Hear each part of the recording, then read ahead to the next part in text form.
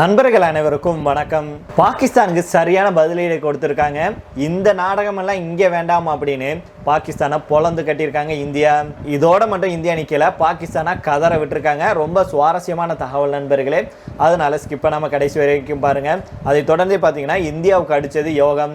அந்தமான்ல ஒரு மிகப்பெரிய ஒரு சம்பவம் நடந்திருக்கு நண்பர்களே. அதை பற்றி நம்ம இந்த வீடியோவில் தெரிஞ்சுக்க போகிறோம். அதை தொடர்ந்தே பார்த்தீங்க அப்படின்னா ட்ரம்ப்புடைய ப்ரெஷருக்கு சீனா அடிபணிஞ்சிருச்சு அப்படிங்கிற தகவல் கிடைச்சிருக்கு. இனி எதுவும் செய்ய முடியாது, எல்லாம் இப்படி மொத்தமாக மாறிடுச்சு அப்படிங்கிற மாதிரி நடந்திருக்கு. அப்படி என்ன ஆயிடுச்சு அப்படிங்கிறத நாம் இந்த வீடியோவில் தெரிஞ்சுக்கலாம். அதுக்கு முன்னாடி நம்முடைய சேனலை சப்ஸ்கிரைப் பண்ணலைன்னா மறக்காமல் சப்ஸ்கிரைப் பண்ணிக்கோங்க. புதுசாக நம்முடைய வீடியோ பார்த்துட்டு இருக்கோம் பல நண்பர்கள் சப்ஸ்கிரைப் பண்ணாமலே பார்த்துட்டு வரீங்க. நீங்களாம் சப்ஸ்கிரைப் பண்ணலைன்னா இது போன்ற சுவாரஸ்யமான தகவல் லேட்டஸ்டான அப்டேட்டுகளை மிஸ் பண்ணிடுவீங்க. அதனால் உடனடியாக சப்ஸ்கிரைப் பண்ணிவிட்டு அந்த பெல் ஐக்கானை கிளிக் பண்ணிக்கோங்க.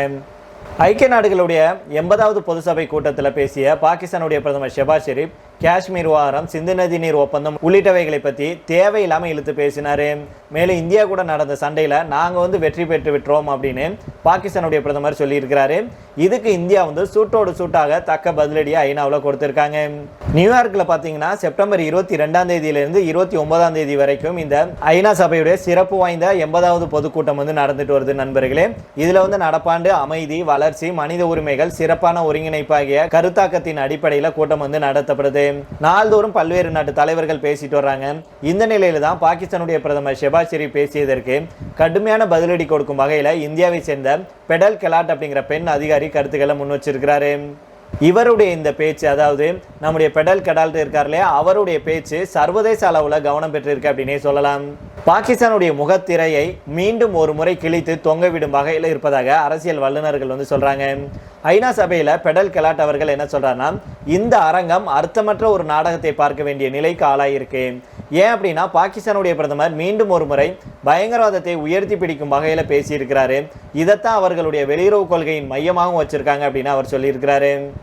அதாவது ஐக்கிய நாடுகள் அவையுடைய பொதுக்கூட்டத்தில் பாகிஸ்தானுடைய பிரதமர் ஷெபாஸ் ஷெரீப் வழக்கம் போல தன்னுடைய அபாண்டமான கட்டுக்கதைகளை அவிழ்த்து விட்டுருக்கிறாரு. அதே போல காஷ்மீர் விவகாரத்தையும் இழுத்து பேசியிருக்கிறாரு. இந்த ஆண்டு துவக்கத்தில் அத்துமீறிய செயலை தங்கள் நாடு எதிர்கொண்டதாக பேசியிருந்தாரு. இதுக்கு தான் இந்தியா கடுமையான கண்டனத்தை தெரிவிச்சிருந்தாங்க. ஷெரீப்புடைய கருத்துக்களை அபத்தமான நாடகம் அப்படின்னு நிராகரித்த இந்தியா, எந்த நாடகமும் உண்மைகளை மறைக்க முடியாது அப்படின்னு திட்டவட்டமாக தெரிவித்தாங்க. மேலும் பெடல் கெலாட் அவர்கள் தன்னுடைய பேச்சில் பாகிஸ்தானை கடுமையாக விமர்சனம் செஞ்சு பேசியிருக்கிறாரு. அதாவது இன்னைக்கு காலையில் பாகிஸ்தானுடைய பிரதமருடைய அபத்தமான நாடகங்களை இந்த சபை கண்டுச்சு. அவர் மீண்டும் பயங்கரவாதத்தை புகழ்ந்து பேசியிருக்கிறாரு. பயங்கரவாதம் அவர்களுடைய வெளியுறவு கொள்கையின் மையமாக இருக்கு. எந்த நாடகமும் எந்த பொய்களும் உண்மைகளை மறைக்க முடியாது. கடந்த ஏப்ரல் மாதம் ஜம்மு காஷ்மீரில் சுற்றுலா பயணிகளுடைய படுகொலைக்கு காரணமான ரெசிடென்ட்ஸ் ஃப்ரண்ட் அப்படிங்கிற பாகிஸ்தான் ஆதரவு பயங்கரவாத அமைப்பை பாகிஸ்தான் காப்பாற்றியது அப்படின்னும் அவர் சொல்லியிருக்கிறாரு. அதே போல பயங்கரவாதத்தை பரப்புறதிலையும் ஏற்றுமதி செய்கிறதிலையும் நீண்ட காலமாக ஈடுபட்டிருக்கும் ஒரு நாடு மிகவும் கேலிக்கூத்தான கதைகளை முன்வைப்பதில் வெட்கப்படுவதில்லை. ஒசாமா பின் லாடனை ஒரு தசாப்த காலமாக அடைக்கலம் கொடுத்தது. பயங்கரவாதத்துக்கு எதிரான போரில் கூட்டாளியாக நடித்தாலும் இது நடந்தது. பயங்கரவாத முகாம்களை பல ஆண்டுகளாக நடத்திட்டு வருவதாக அதன் அமைச்சர்கள் அண்மையில் ஒப்புக்கொண்டாங்க. இந்த இருமுகம் இந்த முறை அந்த நாட்டுடைய பிரதமருடைய மட்டத்தில் தொடர்வது நமக்கெல்லாம் ஆச்சரியம் அல்ல அப்படின்னு சொல்லியிருக்கிறாரு. அதே போல போரில் நாங்கள் வென்றுவிட்டோம், அதே வேளையில் இப்போது எங்கள் பகுதியில் அமைதியை வெல்ல முயற்சி செய்கிறோம் அப்படின்னு ஷெபாஸ் ஷெரீப் அவர்கள் சொன்னார். இதுக்கு பதிலடி கொடுத்த இந்தியா கடந்த மே 10ஆம் தேதி பாகிஸ்தானுடைய இராணுவம் சண்டையை நிறுத்துமாறு நேரடியாக எங்களிடம் கெஞ்சியது அப்படின்னு அந்த பெண்மணி சொல்லியிருக்காங்க. பாகிஸ்தானுடைய சேதமடைந்த ரன்வேக்கள் மற்றும் விமானம் நிறுத்தி வைக்கப்படும் இடங்கள் இதற்கு ஆதாரமாக இருக்கு. சேதமடைந்த ரன்வேக்கள் மற்றும் எரிந்து சாம்பலான ஹேங்கர்கள் வெற்றி போல பாகிஸ்தானுக்கு தெரியுது போல, பாகிஸ்தான் அதை மகிழ்ச்சியாக அனுபவிக்கட்டும் அப்படின்னும் அவர் கடுமையாக பேசியிருக்கிறாரு. அதே போல பாகிஸ்தானை பொறுத்த வரைக்கும் பயங்கரவாத செயல்களில் ஈடுபடுறதை பற்றி கொஞ்சம் கூட வெட்கப்படுறதில்லை. அது மட்டும் இல்லாமல் இதை நியாயப்படுத்தும் வகையில் அபத்தமான கட்டுக்கதைகளை அவிழ்த்த வண்ணம் இருக்காங்க. இந்த இடத்துல ஒரு விஷயத்தை நினைவு கூற வேண்டியிருக்கு. அமெரிக்காவில் இரட்டை கோபுர தாக்குதலின் பின்னணியில் செயல்பட்ட ஒசாமா பின் லாடனுக்கு 10 ஆண்டுகளுக்கு மேலாக அடைக்கலம் கொடுத்தது பாகிஸ்தான் தான் அப்படின்னு மீண்டும் மீண்டும் அவர் அடித்து பேசியிருக்கிறாரு. அதனால இது எல்லாத்தையும் வச்சு பார்க்கும்போது நல்லவர்கள் போல் போலி வேடம் போட்டு அந்த நாட்டுடைய பிரதமர் இந்த அளவுக்கு இறங்கி பேசியதில் எந்தவித ஆச்சரியமும் இல்லை அப்படின்னு அவர் கடுமையாக பேசியிருக்கிறாரு. இவருடைய இந்த பேச்சு இப்போ இணையத்தில் வைரலாகிட்டு வரும் நிலையில தான் பெடல் கெலாட்டுடைய பின்னணி குறித்து பலரும் தேட தொடங்கியிருக்காங்க. இதைத் தொடர்ந்து அடுத்த செய்தியாக பார்த்தோம் அப்படின்னா இந்தியாவுக்கு அடித்தது யோகம். உலக அளவில் பெட்ரோல் மற்றும் நிலக்கரிக்கு மாற்றாக இயற்கை எரிவாயுவை உலக நாடுகள் தேடிட்டு வர்றாங்க. அந்த வகையில் இந்திய அரசுடைய ஓஎன்ஜிசி இந்திய எல்லைக்குட்பட்ட பகுதிகளின் எண்ணெய் மற்றும் இயற்கை எரிவாயுவை கண்டறியும் ஆழ்துளை ஆய்வு பணிகளில் ஈடுபட்டு வந்தாங்க. இந்த நிலையில தான் இந்தியாவுடைய எரிசக்தி துறைக்கு முக்கிய பாய்ச்சலை ஏற்படுத்தும் வகையில் அந்தமான் தீவுகளுடைய கிழக்கு கரை பகுதியில் இயற்கை எரிவாயு இருப்பது கண்டறியப்பட்டுள்ளதாக மத்திய பெட்ரோலியம் மற்றும் இயற்கை எரிவாயு துறை அமைச்சர் ஹர்தீப் சிங் அவர்கள் தெரிவிச்சிருக்கிறாரு. இந்தியாவில் நாளுக்கு நாள் மக்கள் தொகை பெருக்கம் அதிகரிச்சுட்டு வரும் நிலையில் வாகனங்களுடைய எண்ணிக்கையும் கணிசமாக அதிகரிச்சிருக்கு. குறிப்பாக பெட்ரோல் டீசல் வாகனங்களின் எண்ணிக்கை நாளுக்கு நாள் ஆயிரக்கணக்கில் அதிகரிச்சுட்டு வருது. அதுக்கான எரிபொருள் தேவையும் அதிகரிச்சிருக்கிறதுனால வளைகுடா நாடுகள் மற்றும் ரஷ்யாவிலிருந்து அதிக அளவில் இந்தியா கச்சா எண்ணெயை இறக்குமதி செஞ்சுட்டு வர்றாங்க. அதே போல் 2070ஆம் ஆண்டுக்குள் இந்தியாவில் கார்பன் பயன்பாட்டை குறைக்க மத்திய அரசு முயற்சி செஞ்சுட்டு வர்றாங்க. இது ஒரு பக்கம் இருக்க, அதே நேரத்தில் இன்னொரு பக்கம் எண்ணெய் மற்றும் நிலக்கரிக்கு மாற்றாக புதுப்பிக்கத்தக்க எரிசக்தி ஆதாரங்களை இந்தியா தேடிட்டு வருது. குறிப்பாக இயற்கை எரிவாயு தொடர்பான ஆய்வுகளை மத்திய அரசு தீவிரமாக மேற்கொண்டுட்டு வர்றாங்க. இப்பேற்பட்ட நிலையில தான் ஓஎன்ஜிசி நிறுவனம் அந்தமான் ஆழ்கடல் பகுதியில் எண்ணெய் மற்றும் எரிவாயுவை கண்டுபிடிக்கும் முயற்சியில் ஆழ்துணை பணிகளில் ஈடுபட்டு வந்தாங்க.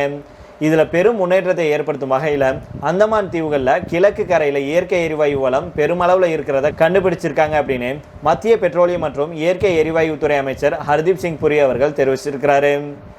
இது தொடர்பாக அவர் என்ன சொல்றாருன்னா, ஓஎன்ஜிசி நிறுவனம் கடந்த சில ஆண்டுகளாக ஆழ்கடல்ல துளையிடும் பணியில் ஈடுபட்டு வருது. இந்த முயற்சியின் பலனாதான் அந்தமான் தீவுகளுடைய கிழக்கு கரையிலிருந்து 17 கிலோமீட்டர் தொலைவில் 295 மீட்டர் ஆழத்தில் அமைஞ்சிருக்கும் ஸ்ரீ விஜயபுரம் பகுதியில் இருக்கும் 2 ஆய்வு கிணறுகளில் இயற்கை எரிவாயு இருப்பு கண்டறியப்பட்டிருக்கு.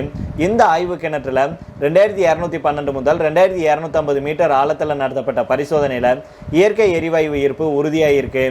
எடுக்கப்பட்ட மாதிரிகள் கப்பல் மூலம் காக்கிநாடாவுக்கு கொண்டு செல்லப்பட்டு சோதிக்கப்பட்டதில் அதில் 87% மீத்தேன் இருப்பது கண்டறியப்பட்டிருக்கு.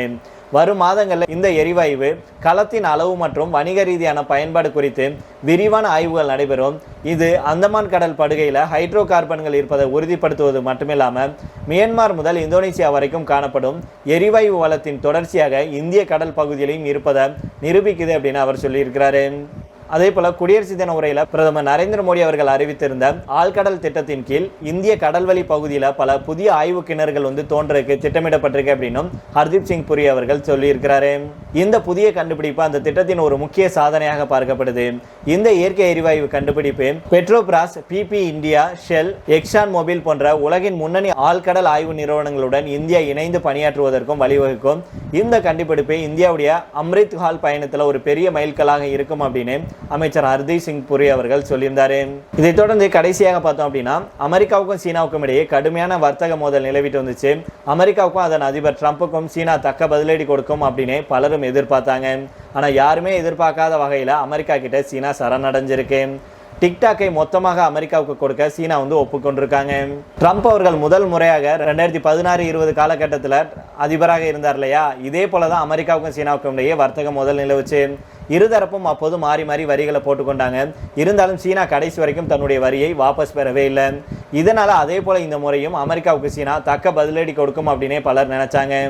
ஆனால் எதிர்பாராத ட்விஸ்டாக சீனாவின் டிக்டாக் செயலியை அமெரிக்க முதலீட்டாளர்களுக்கு சீனா விட்டிருக்கு.